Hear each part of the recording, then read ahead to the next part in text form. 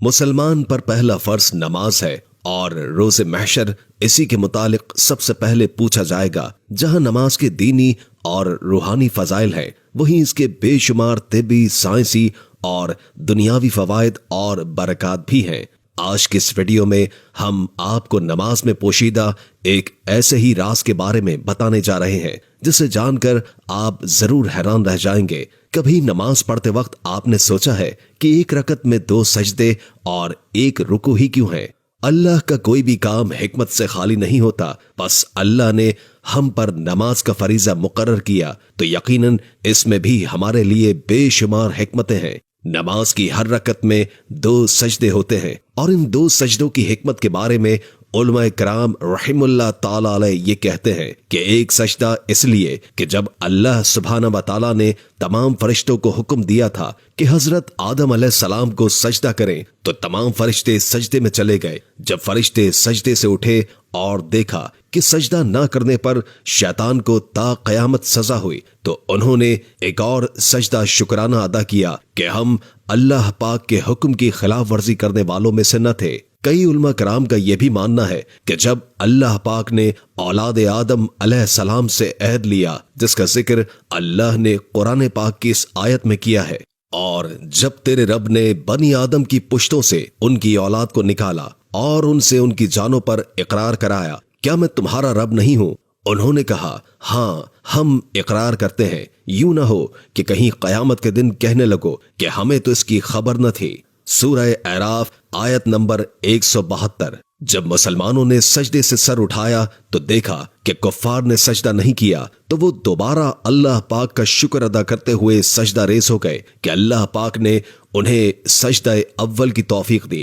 لہٰذا نماز میں 2 سجدے فرض و لازم ہو گئے اور رکوع ایک ہی رہا۔ اب اس ایک سجدے کی انسانی زندگی میں کیا اہمیت ہے، اس بارے میں جدید سائنس کیا کہتی ہے؟ جدید سائنس کی روشنی میں انسان گوشت، پوست، خون اور ہڈیوں سے مرکب ایک پتلا نہیں بلکہ اس خاکی وجود کے اندر ایک نوری جوہر بھی ہے، اور ہر انسان کے اندر 3 جنریٹرز کام کر رہے ہیں۔ انسان جب نیت باندھنے کے لیے دونوں ہاتھ اٹھا کر کانوں کی جڑوں پر انگوٹھے لگاتا ہے تو ایک خاص برقی رو کان کی جڑ میں موجود باریک رگ کو اپنا کنڈنسر بنا کر دماغ کی طرف جاتی ہے اور ان خلیوں کو چارج کرتی ہے جن کو شعور نظر انداز کر رہا تھا، اور جب یہ خلیے چارج ہوتے ہیں تو دماغ میں روشنی کا ایک دھماکہ ہوتا ہے اور تمام اعصاب اس دھماکے سے متاثر ہو کر دماغ کے اس خاص حصے کی طرف متوجہ ہو جاتے ہیں جن میں روحانی صلاحیتیں مخفی ہیں۔ دوسری طرف دماغ سے ایک برقی رو ہاتھوں میں منتقل ہو جاتی ہے، اور جب دوسرے جنریٹر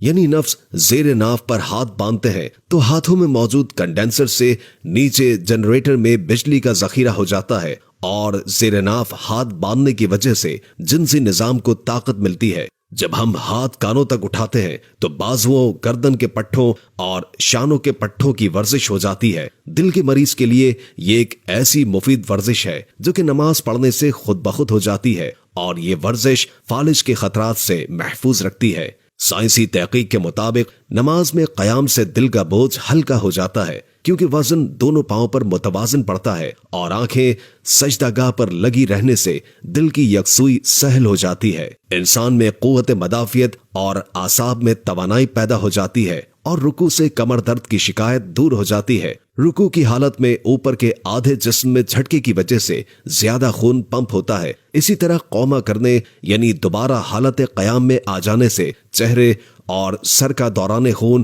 جو حالت رکوع میں بڑھ گیا تھا وہ نارمل ہو جاتا ہے، جس سے شریانوں میں لچک کی طاقت بڑھنے سے ہائی بلڈ پریشر کے امکانات کم ہو جاتے ہیں۔ میڈیکل سائنس کہتی ہے کہ جب نماز میں آدمی سجدہ کرتا ہے تو اس کے دماغ کی شریانوں کی طرف خون زیادہ ہو جاتا ہے۔ جسم کی کسی بھی پوزیشن میں خون دماغ کی طرف زیادہ نہیں جاتا، صرف سجدے کی حالت میں دماغ، دماغی اعصاب اور سر کے دیگر حصوں کی طرف خون متوازن ہو جاتا ہے، جس سے دماغ اور نگاہ تیز ہو جاتے ہیں۔ ایسے ہی سجدہ کرنا یعنی دونوں سجدوں کے درمیان بیٹھنا گھٹنوں اور پنڈلیوں کو مضبوط بناتا ہے۔ نماز کے اختتام پر جب ہم سلام پھیرتے ہیں تو اس عمل سے گردن کے اضلاع کو طاقت ملتی ہے اور انسان حشاش بشاش اور توانا رہتا ہے۔ ان سب باتوں کا فائدہ اس وقت پہنچتا ہے جب ہم نماز پوری توجہ، پورے ادب اور سنت کے مطابق ادا کریں اور جلد بازی سے کام نہ لیں۔ अब नमाज अदा करने में कितनी हिकमतें पोशीदा हैं तो इसका अंदाजा